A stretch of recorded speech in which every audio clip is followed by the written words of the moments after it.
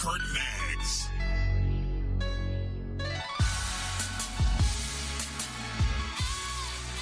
Kurt Maggs Radio. Oh, yeah.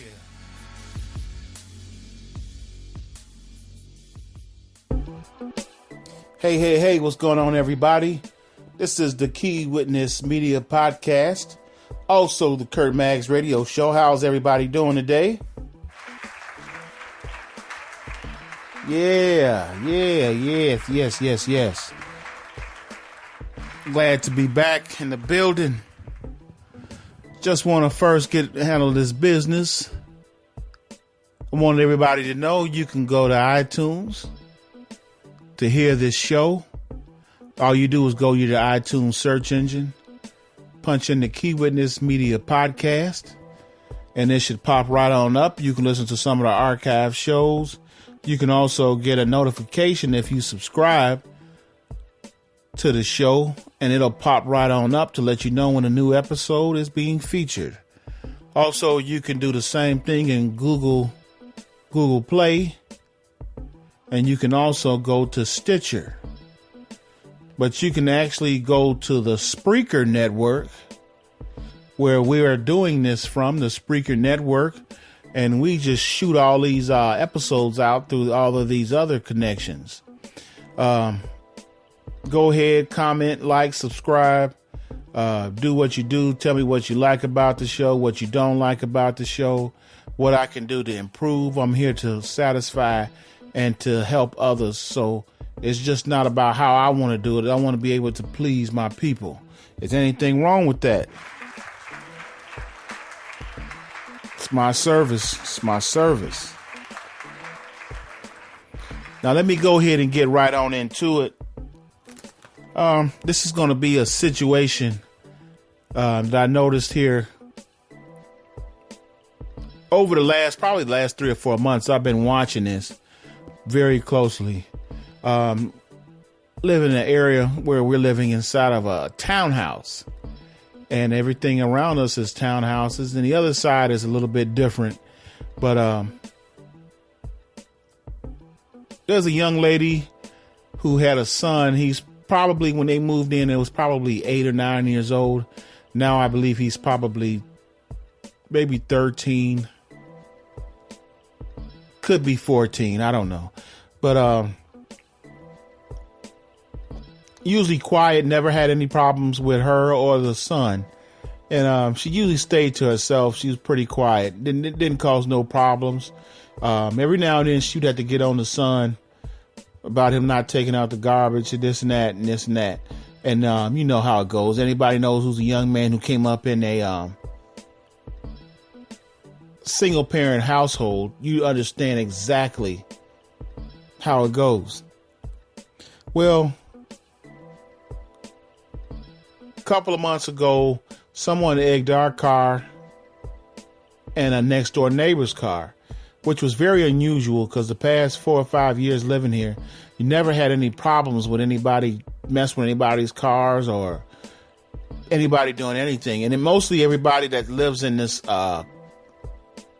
area of the complex, no one usually talks to each other or speak. You know, we spoke to our next door neighbors, but and telling the truth, no one else really ever spoke to each other.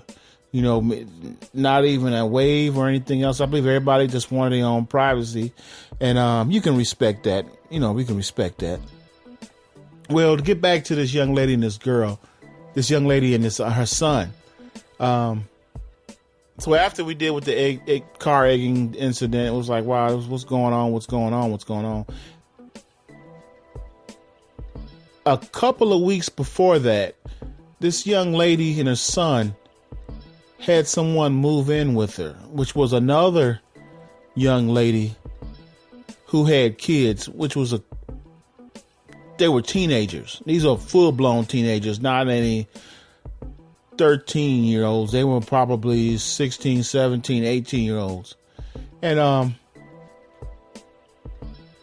these guys walk around with no t-shirts on.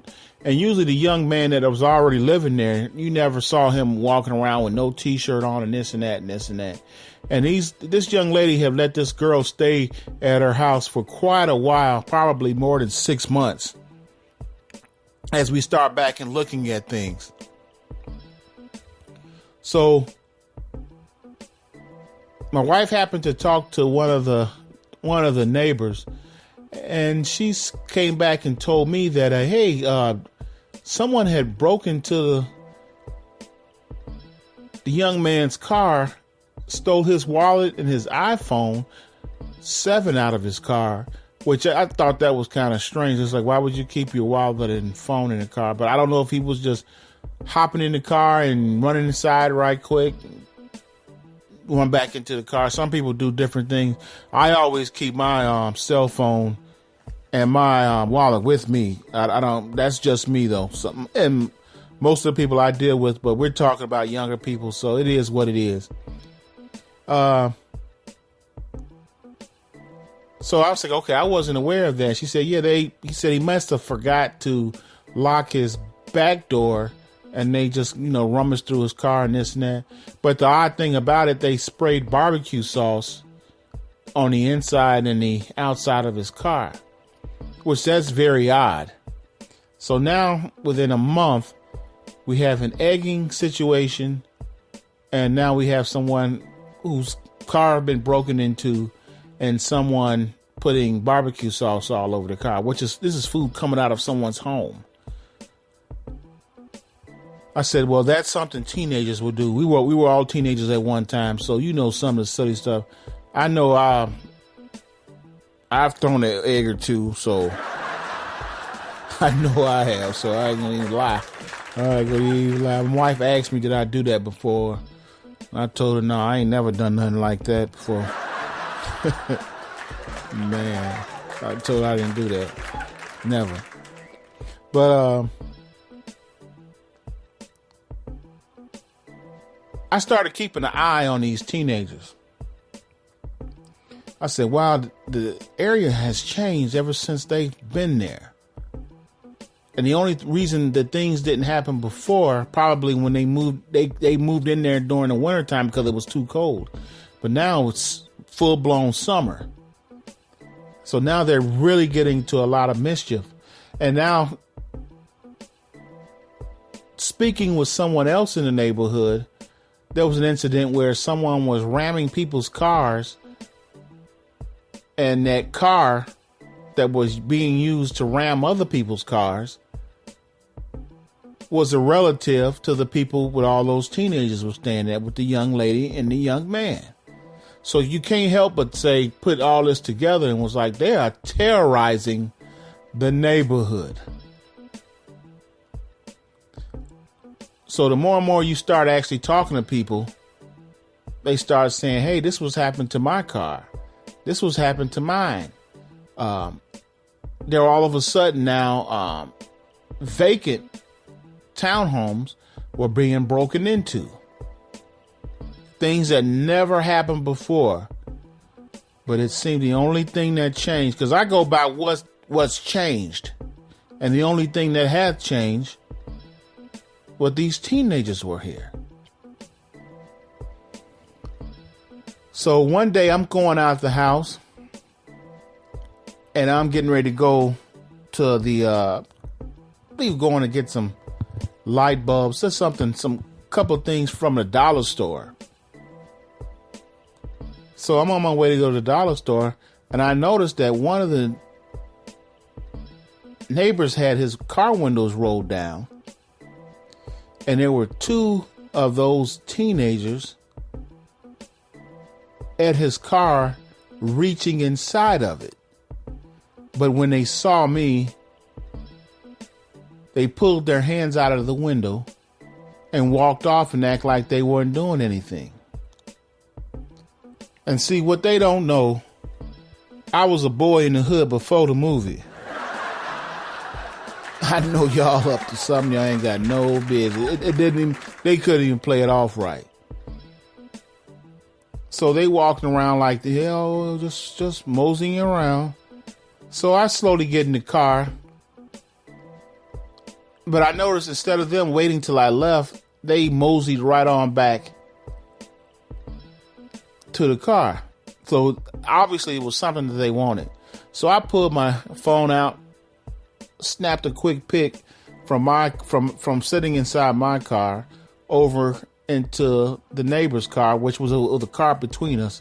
So if you look at the actual picture with this show episode, you'll see a back of a head and a back. And that's the young man reaching inside the neighbor's car. So with all this going on and this and that and this and that, so I go back and I tell my wife, hey, guess what's going on? I found these teenagers going inside one of the neighbor's car. So in order to keep the body count down, I didn't tell the neighbor about it until a day or two later. I figured if it was something that he had that was valuable, I think he should know what's going on. So I did. I ended up going over to his house and let him know what was going on. And they did steal $7 out of his car. And he said it might have been like a lighter or something like that, but it was nothing for him to be concerned about. But he was definitely appreciative because he knew he had $7 in the car and it was gone.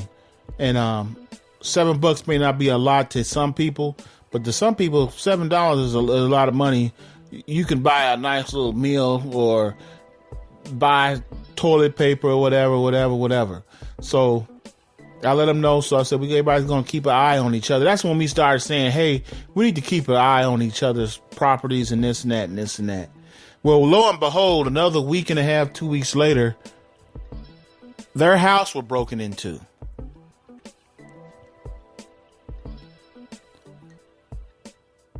The girlfriend says she caught one of them, and I guess she went on and made a report.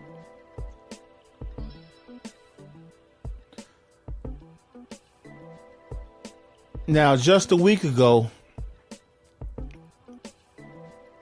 I noticed that the truck that the young lady with the teenage kids was gone. Then a couple of days after that, I noticed there were 2 pickup trucks at this young lady's house with the son, and they're putting things inside the truck. Table and chairs, couch. Moving out. So it's like, okay, maybe they're moving out the young lady with the teenage kids, and she may have found her a place to stay. But I never saw the truck anymore or the kids. You figure with all of those teenagers, there's your workers. They can put that stuff in the trucks. But they were never there. So I just kept watching and see what was going on. And I noticed that the young lady and the son were taking things and put it inside their car.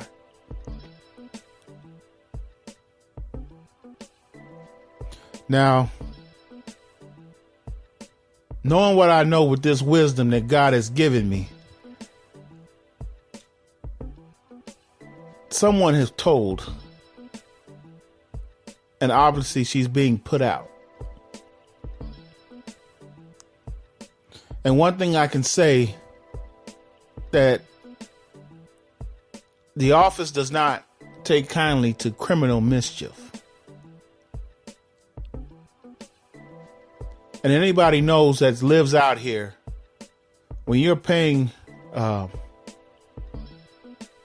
every month of what they charge, it is not cheap. So I say that to say this: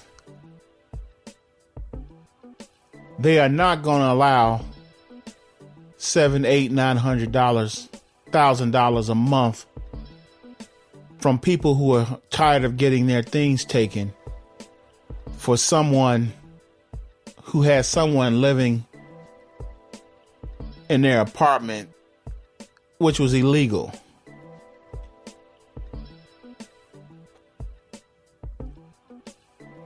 Now, this young lady, I believe, learned a valuable lesson. Because that young lady and her teenage kids did nothing to help her move out after she's being kicked out of her own house. Now she has to find a place to stay.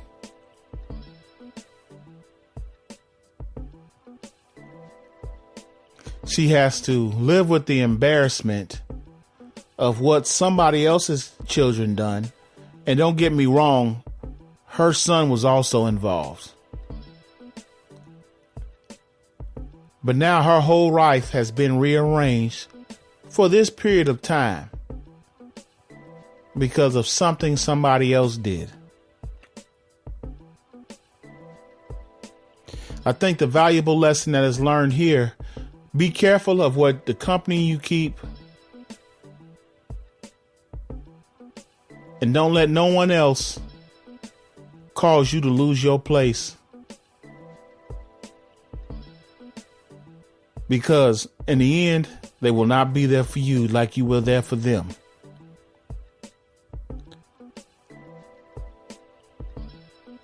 Man's inabilities is God's opportunities. Peace and God bless.